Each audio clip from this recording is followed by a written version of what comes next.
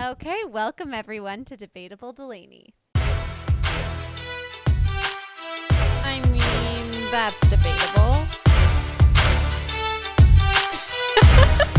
Now that's debatable. Today I am joined by my lovely father, Patrick. Welcome. Well, thank you. Well, today we are arguing whether it's more important to have beauty or brains. Do you want to kick us off with your opening statement? Sure. I think that as you get older, you do have much more of an appreciation as to how important brains are Yeah. versus beauty. So Yeah. that's pretty much my opening statement. Okay. My opening statement is that beauty is more important than brains because beauty leads to countless opportunity, shields you from the evils of the world, and most importantly, there is nothing more important than a first impression. Well, that's well said. But first impressions can be very misleading. They can, but they stick with you. And there are so many times you meet someone and the only impression you get is their beauty, their demeanor, their body language. A lot of times you don't even get to talk to someone. Well, that's true if you never see them again. If we're discussing whether or not beauty or brains is more important, like in a 30-second snippet, Yeah. to where it's like, okay, you get to meet this person for 30 seconds. Yeah. Which person are you sort of more intrigued by? Yeah. Yeah.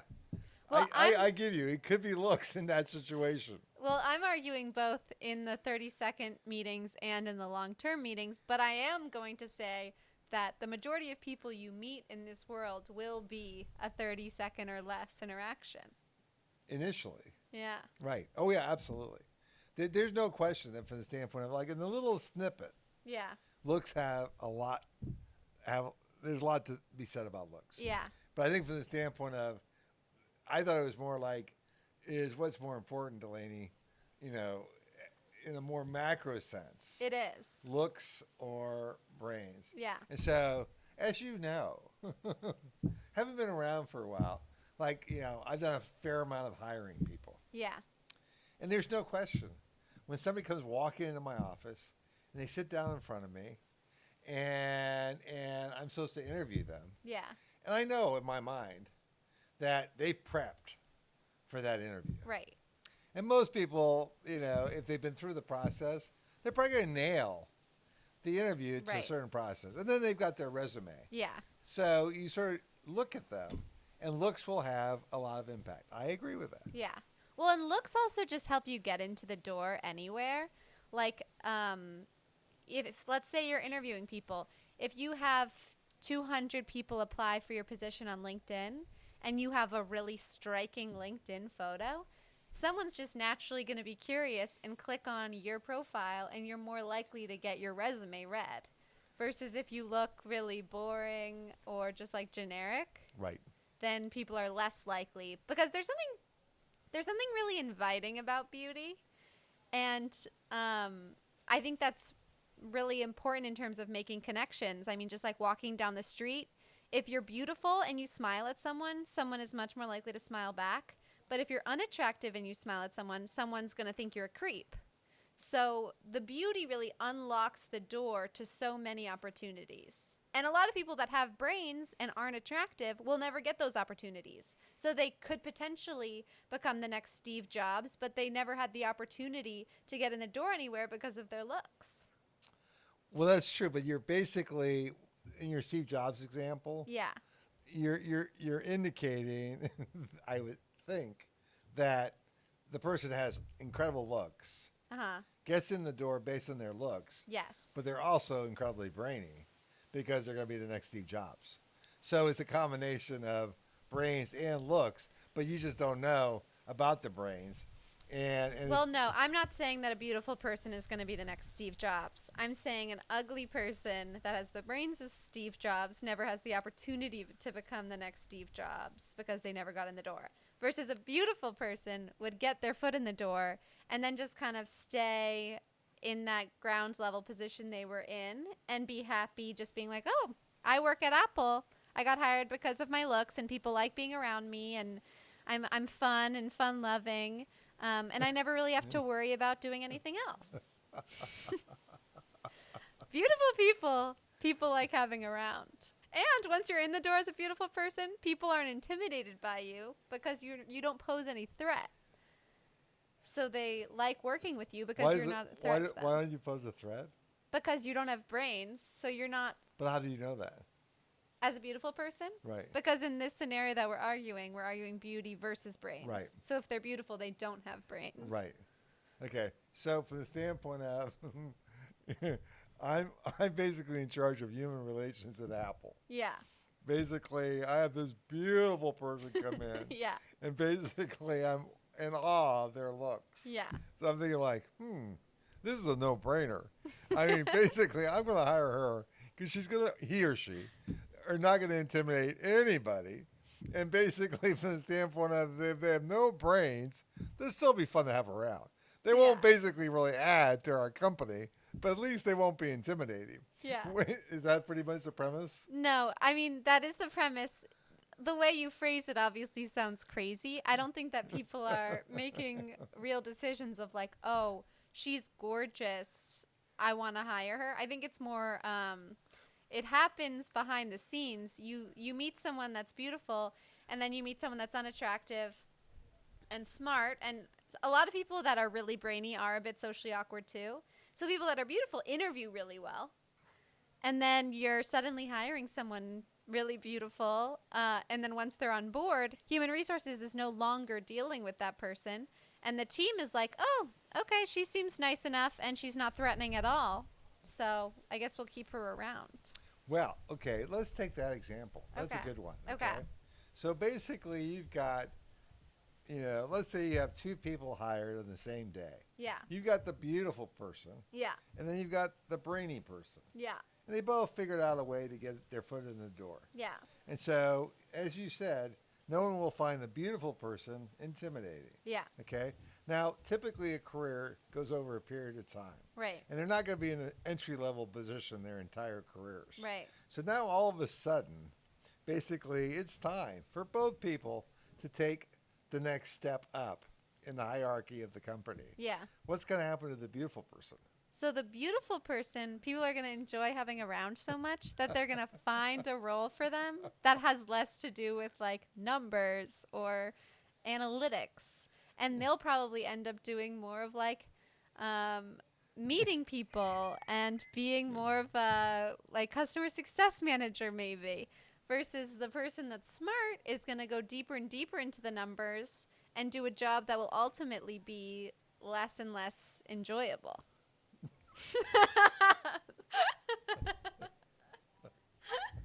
Okay, so let me get this straight.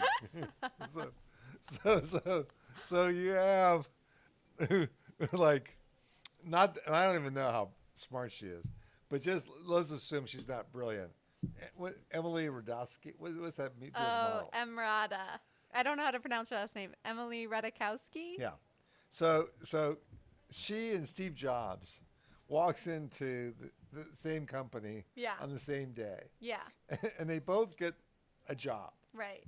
So Emily, basically, and let's just assume for argument's sake, and she might be brilliant. Yeah. So no disrespect, Emily, if you're watching this. I mean, trust me. I'm sure she is. Trust me. I would say, all things being considered, if I had my wish, I would love to have looks and brains. Totally. Who would not want that? Right. That's the total package. That's the dream. And Emily could well be that package. She might be. So Emily, no disrespect. And Steve, no disrespect. But clearly, you're also beautiful. Yeah. Clearly, for some reason, I was thinking about you. So that's a compliment. And so, but you're walking in the door with Steve Jobs, and they basically, both go to work, and then in their first step up, Emily goes off into a much better job, fun job. Yeah. And they're going to use her to have fun, woo PR, woo the clients. And then Steve is going into a worse job. but longer hours, boring. Wow. I don't, do you see that happening? Totally. Do you not see that happening? I don't have any first-hand experience. I do not have any first-hand experience of that happening. But I think that Steve has a higher ceiling, obviously. If you're brilliant, you have a higher ceiling than someone with beauty. oh my gosh, But, are you making a concession here? Are but, you making a concession? Is the debate over? no, A higher because ceiling. because it's like the top 3% of people with brains are going to do amazing things. But 70% of people with beauty are going to end up doing well. Having run companies, Yeah. and when I think over my workforce, Yeah. I'm not sure how many positions I have for beautiful people that are wooing clients with their looks and that are just basically making it fun to be around. Yeah. I'm just not sure what percentage. So, so the 70% of people that look good, I don't know how many of them I'm going to be able to hire. Yeah. I might be able to hire one or two, but I think there's sort of limitations. Yeah. Whereas people with brains, it's sort of never. And the tough part is when you hire someone not knowing. If they're beautiful or I mean, brainy. you bring them in the door because they're great looking. Yeah. They dress the part. Yeah. They look the part. They're spectacular. Yeah. And then you basically, find out that, well, was all you've an heard act. the expression, the empty suit. Yes. But you've also heard the expression fake it till you make it. And you said that people can obviously train to interview well. People can prepare really well. If you're beautiful, you usually have this natural charisma and charm. And so in an interview, you can come across amazingly. You can memorize answers without having brains. You can prepare for an interview and charm them, and then they'll hire you. And it's really hard to fire someone so soon after you're hired. So once you're in the door, you've kind of made it. Yeah, that's a good point. I mean, it's interesting. Like my era, Yeah. the empty suit, that's been something people have talked about for decades. Yeah. Fake it till you make it. We never had that expression. Oh, that's huge in our generation. Well, there you go. I think that's a new one. That's a new one, which might be more reflective of today's way of thinking. That actually brings me to my next point. In this day and age, you can monetize looks so easily with Instagram, with TikTok. Basically, if you're beautiful and have any sort of charm, you can just make money by posting pictures of yourself or posting videos of yourself. And you cannot do that with brains at all. I will tell you that I 100% agree with you. I cannot argue that point at all. Yeah. I mean, it boggles my mind and I'm not a big social media person. Yeah. But when I basically go on Instagram, which is one of the few that I look at, Yeah. and it takes me through sort of TikTok type of, and you see these people that are just beautiful, Yeah. and they have a gazillion followers, Yeah. and it's all based on looks, Right. and they've been able to figure out a way to utilize that Yeah. and monetize it. Yeah. So that's true. I can't argue with that. You are right there. It's amazing. And would you rather have a job where you post 3 videos a day and then get to do anything you want for the rest of the day? Or would you rather work in an office from like 8 to 8:30 p.m.? How long would you say that medium has been active? I think that Instagram's been active for the last like 15 years, and TikTok used to be Musical.ly, but the new version of TikTok has only been active for like 4 years. How long do you think? How long has it been since influencers? Mm-hmm. And obviously the Kardashians were probably at the cutting edge on that. Yeah. But so it's been a while. But to where influencers have made really big money. Probably like 5 years. Yeah. And I would agree with that. Yeah. And so my question is like, I'm not sure if 5 years is an indication that it's sustainable. Yeah. And so I think the story about where social media, historically, looking back at time, the role it plays, Yeah. I'm just not sure. Yeah. Right now it's hot. Yeah. I totally get it. Yeah. And people that make money in those mediums Yeah. a lot of it's totally based on looks. Yeah. You have no clue. So I concede. Okay. I bow down. I have a question. I bow down on that one point. I bow down on that one point. Well, why don't we take this into the dating world? Okay. Would love to. Okay, so from the standpoint of Honestly, I'm shocked you would want to take it into the dating world because like beauty so far trumps brains in the dating world. well, I think I was trying to give you a break. I think that I think I played to an unfair I mean, like advantage just even in the work world. I mean it's hard to imagine. I was waiting for you to concede, and I just couldn't take it anymore. So I thought like, well, go somewhere. She might have a fighting chance. like in the dating world, if you think about dating in today's day and age, it's mostly through apps in which you're just looking at pictures. So it's not even brains isn't even on the table. You have no idea what someone's brain is like. If I was in the dating world Yeah. and I saw a Emily Radikowski. right, I would say like, there's no way that I'm going to choose her. Stop it. Yes, you would. No way. Yes, you would. There is no way in a zillion years. Yes, I mean, for so many you reasons. would. One is she wouldn't want to have anything to do with me, I mean, yes, probably not. which is that's a pretty important consideration. No, but in That's this a pretty important in consideration. this example, she's interested in you, obviously. Well, I mean, I mean, I mean, if that was possible, then yeah. I mean, I guess it would be. So Sure. beauty wins. No. I mean, from the standpoint of like, again, for me, Yeah, I'm looking at a dating app. yeah, If I'm looking for a short-term fling, yeah, I would say that 95% of my criteria might be looks, yeah. because I don't really care. Right. I just want, and I want to be, and I even if the person can't carry a conversation, Yeah, if she's going to be embarrassing around my friends, yeah, because she's like, people are going to say Ditzy. like, she can't carry a conversation. yeah, She's got nothing to offer. yeah, That's okay. yeah. It's a short-term fling. Have you looked at her lately? She's spectacular.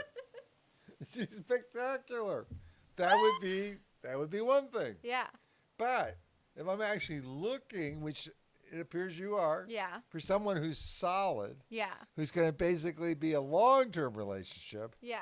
it's not going to be the looks. That's a criteria. Well, actually, I completely disagree because Completely? if you've listened to my podcast, you know that I have a firm stance that I feel like a lot of guys are these like manipulative liars these days where they pretend like they're interested in one thing and then it's like bait and switch. And if someone's really dumb, they don't really have the capacity to manipulate. So they wear their heart on their sleeves and they're like, this is what I want, take it or leave it. No time for games, no time for manipulation because they're too stupid to figure that out. So if you're with someone that's dumb, all their cards are going to be out on the table. Versus if someone's really smart, there's a whole game going on up there, a lot of manipulation. And a lot of, like, if you're with someone really brainy, then, like, I'll be trying to have a fun conversation with them, and they'll try to, like, prove my points wrong. And I'm like, I'm just trying to have a fun conversation, and you're arguing against me like we're in the Supreme Court. Here's what I got to say about that. There's 3 categories here, Okay. okay? Yeah. There are those that are, and trust me, I'm not saying this in a negative way because everybody's wonderful in and of themselves. Right. You're born a certain way. You got certain strengths and weaknesses. Right. But for this podcast, Yeah. we're talking about there's a category of people that are exceptionally good looking. And dumb. And I wouldn't say dumb. They're not the most, intelligent. Okay. Then you've got the people that are really brainy Yes. and might not be particularly attractive. Right. And then you have the people in the middle, Which That- obviously are the best. which are the people that are sort of decent looking and brainy. Yeah. They got it all a little bit. Okay. Now, the people you're talking about, the manipulative people, Yeah. They're not the brainy ones. They're not. Okay. They're the ones in the middle. Okay. They're the ones that are, you know that. I do. They're the ones that are pretty good looking. Most people I've met and are they the ones figure in the that they middle. can figure it out like, oh, I'm going to sort of play this game. The brainy ones are thinking like, I'm lucky just to get a date. You know, people aren't going to choose Yeah. me based on, that's historically. But you need to that's be Revenge of the Nerds. But you do. That is Revenge of the Nerds. That is what that movie is all about. But you do And the need most spectacular girl, the most spectacular girl in that movie fell for the nerd because she knew she was dealing with who was sincere, But who you- had a heart. But you need to be attracted to the person you're with. Well, not in the Revenge of the we're, Nerds. So then we're all going to end up in the middle. But not in the Revenge of the Nerds. That's a movie. Well, I mean, trust me. Do you have any real life examples? Where do I start? I have plenty of examples of people that ended up being with someone beautiful with very little brains. Oh, there's countless examples. Of people being with brainiacs that weren't attractive? Yeah. Well, are those examples people that had a lot of money? Because that's another factor. Well, no, that's true. but it's also their heart. It's an interesting question because I liked that you brought up, like, there are people that are extremely brainy, people that are extremely beautiful, and most people are in the middle. Right. And I think that I would prefer to mostly be with people in the middle. But if I had to choose beauty or brains, it would be extremely difficult for me to choose brains. Because first of all, I don't want to be with someone that I'm not attracted to at all. And second of all, I do think it's really I think it's really annoying to be with someone who's constantly thinking they're better than you and constantly trying to win every conversation. I would rather, if this is romantic, like, I understand your point for the workplace of it's obviously better to have someone that's smarter if you are their employer. But if you're dating them, like, that sounds so annoying to me to constantly have to be in battle like they think they're better than me. That's a really good point. That is a good point because it's a really good point. I think from the standpoint of there's brainy and then there's brainy. So there's brainy that are also very caring. Yeah. And they're certainly not going to make you feel inferior. Yeah. Because they're sensitive. Right. But there's also brainy people for a variety of reasons that make you feel bad. Yeah. I'm not a big fan of that. And I can see that. Yeah. I could totally see that. Yeah. So that's a really good point. So you don't want that. Well, I would argue that there's brainy and then there's brainy with inner beauty. Oh, there we go. But I will just tell you that, like, if you go with the looks, Yeah. your point's really good. But if you go with the looks, Yeah. I mean, nothing get makes me bored. more sad than when I see two people at a nice restaurant and they have nothing to talk about. Yeah. And they're sitting there and it's like dead air. Right. And I'm thinking, like, why are they even out for dinner? Yeah. There's nothing to talk about. But there's so many things that don't require brains to talk about, like TV shows or pop culture. So if you had a TV show that you were both watching, you could talk about that. Honestly, like, if there's dead air, it's on the person that's leading the conversation. Because there's always something you can talk about. Even the dumbest person in the world, you could find something to talk about. Well, you know, I feel so blessed that I married a woman that possesses both looks That's true. and brains. It's true. So I'm very, very fortunate there. In my earlier years, Yeah. I have dated a few. They were really strong on the look side, Yeah. not so strong, Nice. not so strong on the brain side. Okay. And let me tell you, it was painful. I'm sure. I mean, I enjoy TV shows. Yeah. I can talk about Seinfeld with the best of Yeah. them, but it was like, oh my gosh, there is nothing to talk about here. I am basically here Yeah. for one reason and one reason only, Yeah. and that is I'm sitting across the table from someone who's really attractive. Yeah. And I'm sure people in the room will say, like, wow, he's a lucky guy. Right. Or what's she doing with him? Yeah. But trust me, it was not worth going through that. I don't need that kind of ego Silence. gratification. Yeah. I think those were great points. It would be very hard to be with someone that was like a complete dud and really attractive. But I think we need to steer this conversation more towards science because debating isn't really about the facts. And the fact of the matter is, evolution has taught us that beauty is important because animals have evolved to be appealing to the opposite sex. Peacock males have these beautiful feathers. Duck males have these beautiful emerald green heads.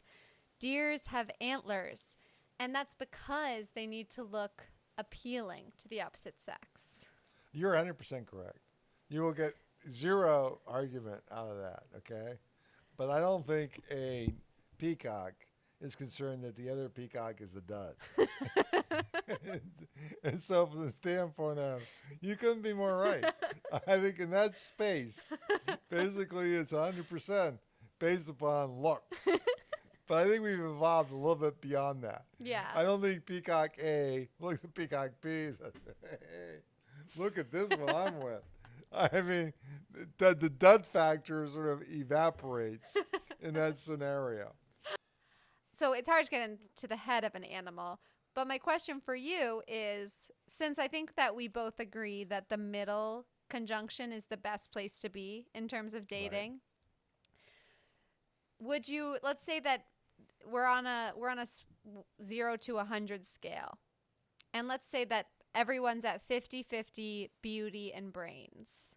Would you rather the extra 25 be in the beauty category, so 75% beauty and 50% brains, or 75% brains and 50% beauty? That's a great question.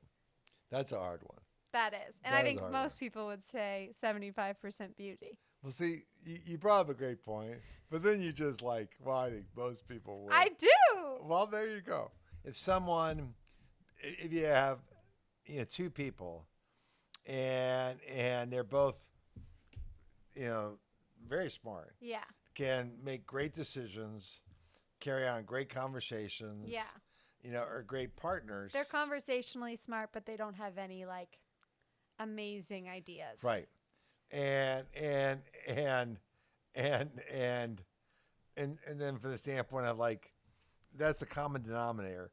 But you have basically one person's going to be like brilliant, and then one person's going to be incredibly attractive. Yeah. But they're both, pretty solid Yeah. They're average. across the board. Then that's a really hard one. Yeah. And I think that from the standpoint of, I can see where a lot of people might go Yeah. for the looks. Yeah. In that regard, I Because can see that. I can see most people going for looks because of the obvious reason of you want to be attracted to your partner. Yeah. But also because if they already have 50% intelligence, they're less threatening and intimidating, and you'll be able to be in charge of the conversations, which I think a lot of people want anyways. I think a lot of guys specifically don't want to be with like super smart women. Okay, I'm going to pivot to my next point. Oh, there's another point. Yeah. Okay. My next point is that ignorance is bliss, a common phrase.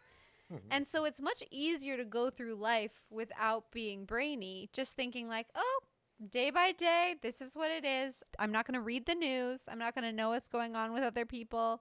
I'm not going to think about global warming. It's just, it is what it is. An ignorant life is a simple and good life versus if you're really brainy, you're probably worrying about everything going on in the world. And our world right now is pretty much a dumpster fire. So you have a lot more to worry about. Again, That's a really good point. I'll give it up when I feel like, somebody brings up a point that I think incredibly valid. Yeah. And I think that is really a valid point. I mean, I think from the standpoint of, there's nothing wrong with living a simple life. Yeah. It's whatever brings you happiness. Yeah. And it's whatever makes you happy. And so, well done. So, yeah, I think that my wrap up statement is that I think that beauty is more important because brains without beauty, it would be difficult to withstand the initial interaction phase. And so the first impression you would get with a brainy person would be your only interaction, versus when you have beauty, when you have that charisma, that charm, you're able to have that first interaction, nail it, and then people start coming back for more, and then you're able to show them who you are. Versus if you're brainy and you have that initial interaction, you're not cute, and you don't have that magnetism, people are likely to forget you, move on, you never see them again. Well, here's my question to you. Yeah. Okay. So you can only pick one. Yeah. Because the middle ground is always, having looks and brains Is this for dating or for work or for what? for a partner in life. Okay. So basically, obviously the best of all possible worlds To have everything. is someone who's attractive 50-50. and brainy. It doesn't have to be off the charts on either front. Right. But if you had to choose, Yeah. and you're either going to get someone who's extremely attractive and has nothing to offer Yeah. on the brain side, or someone who's basically extremely brilliant but is not very attractive. No, you have to, if you're going nothing to offer, you have to say extremely ugly. Which one would you go with? I might stay single. Yeah. That's could be a good way to end. That could be a good way to end. Great debate. Thank you so much for joining, Oh my gosh. Patrick. And remember, this is a Devil's Advocate podcast, so anything we said wasn't necessarily our real opinions. We are merely debating these topics. And thank you so much, Daddy-O. And I'll see you guys next time. This was Debatable Delaney. I mean, that's debatable. No, that's debatable.